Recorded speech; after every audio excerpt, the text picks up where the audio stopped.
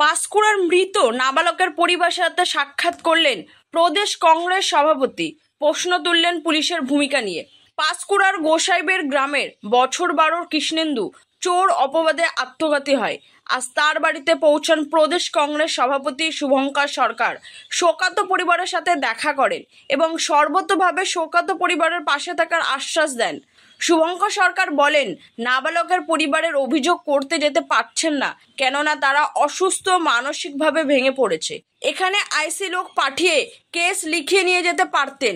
একটা পরিবার তার সন্তান হারানো কি তাদের পরলৌকিক ক্রিয়াকর্ম করতে দেওয়া হয়নি। আমি অ্যাডিশনাল এসিপিকে জানিয়েছি। পরিবারের তরফে কমপ্লেন করা হলে উনি ব্যবস্থা নেবেন জানিয়েছেন। তবে প্রদেশ কংগ্রেস সভাপতি পুলিশের বিরুদ্ধে বড় অভিযোগ করেন। নাবালকের পরিবারের পাশে যারা দাঁড়াতে চাইছেন, পুলিশ তাদের অ্যারেস্ট করছে।